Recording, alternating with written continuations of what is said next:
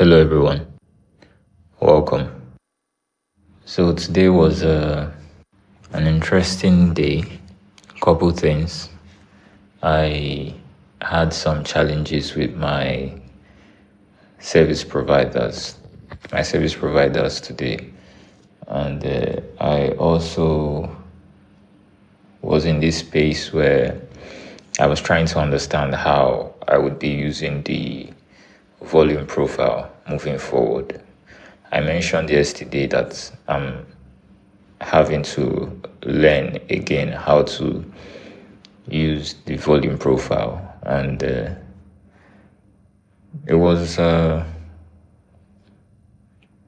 of a back and forth kind of experience today using it, because I still at the time did not have like a fixed process or method or approach for how to use it. But after today's session, things are beginning to become clearer as regards how I would be using it moving forward, and what I'm seeing, how I think I'll be using it right now is looking at the previous days on the 15-minute chart, because it's easier to see the previous days on the 15-minute chart, maybe like the past 3 days or the past 5 days, right? I look at it on the 15-minute chart, and I would look at the areas of high volume, of concentrated volume, where there are lots of participants. So the larger clusters of the volume profiles, that is where I'll be looking at for reversals and for turns, right? So I will mark those areas out, especially where there are like overlapping clusters or for previous days, for couple days, right? So maybe like 2 days having, or 3 days having high volumes at the same price levels, so those areas will be very important, and I'll mark out those areas, in the evening at the end of trading for the day. I'll mark out those areas, and those are the areas I'll be looking at the next day to scalp off of. So when price gets to those areas, if there is a rejection, if there's a reaction of those areas, I want to trade those areas. But before I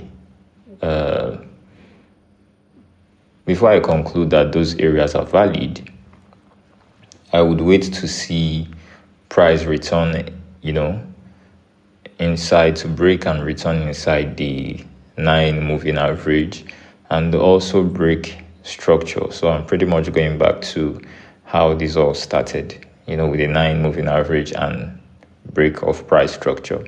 So to confirm that level is valid, once price gets there and rejects, I want to see price break the 9 moving average again, to the other direction, and then also I want to see price break structure, and then I'll start to take my scalps in that direction. That's what I'll be doing moving forward. So with that said, let me go through today's trades, and we'll call it a day for this journaling session.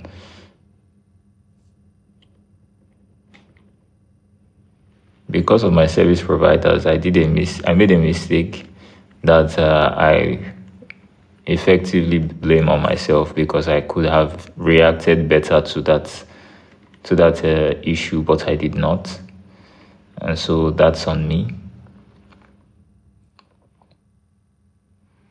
So I took a buy here.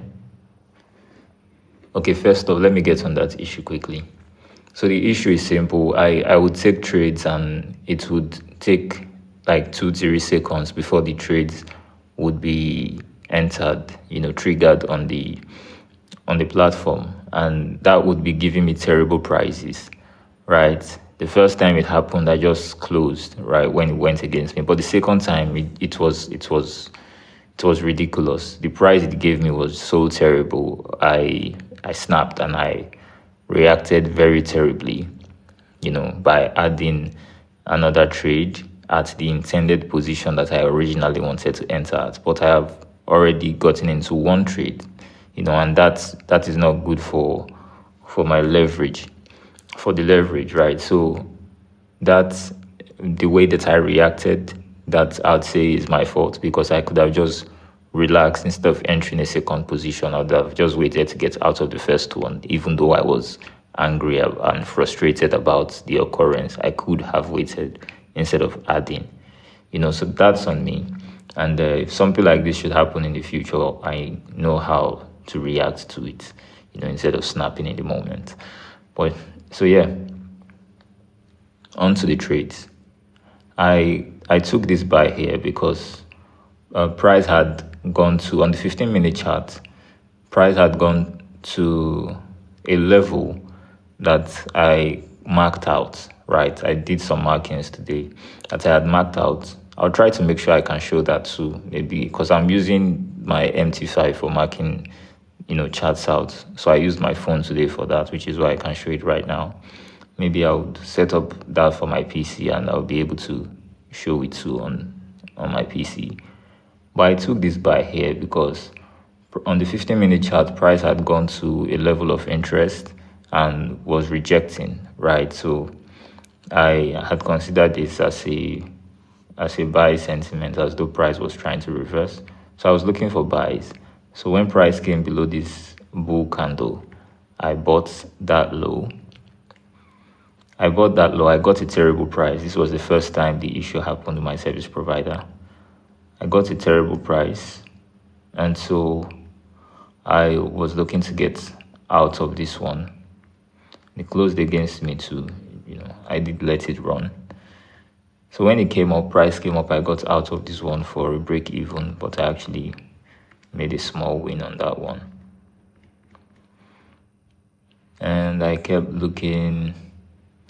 I got this other opportunity here where price came down below this other bull candle, and I bought,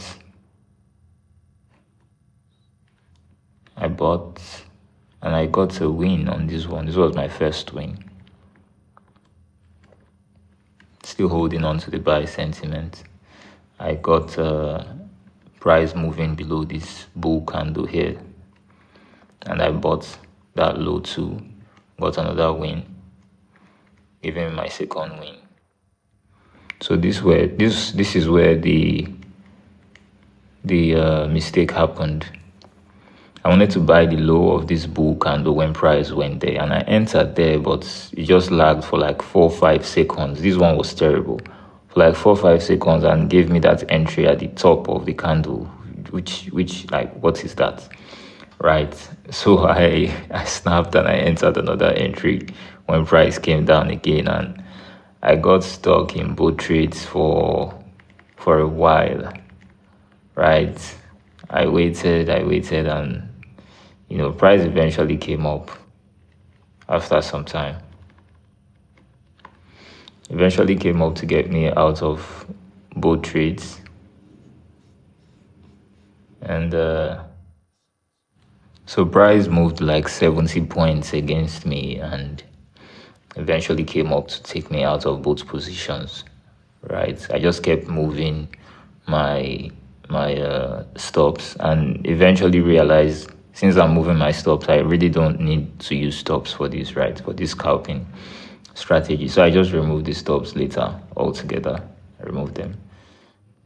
Took me out of the first trade, and then took some time again, some minutes, about 10 to 15 minutes before taking me out of the second trade, which was the error, trade, the mistake trade.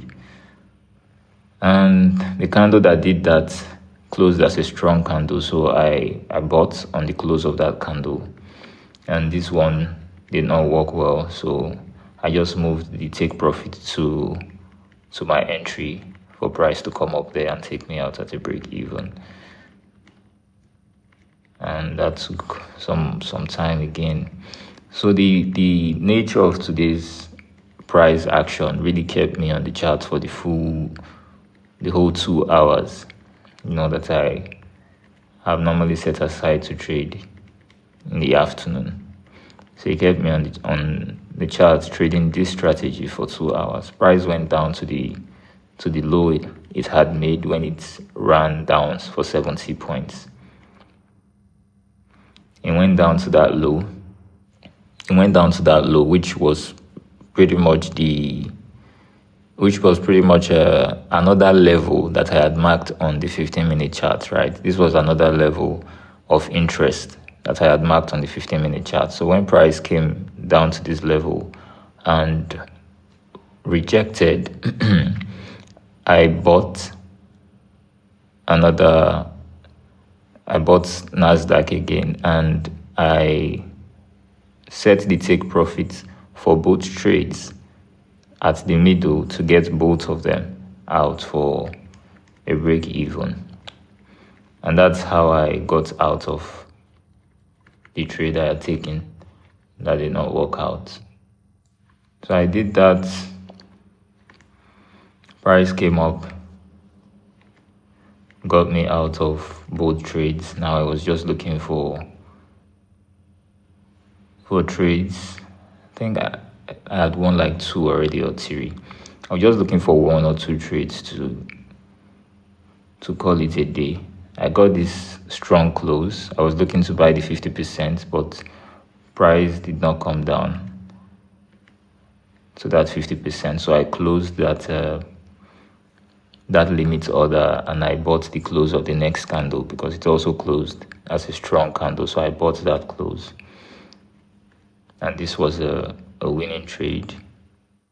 I was supposed to buy the next candle too, but that one, I don't even know why I know buy because price came back down and I just did not buy it.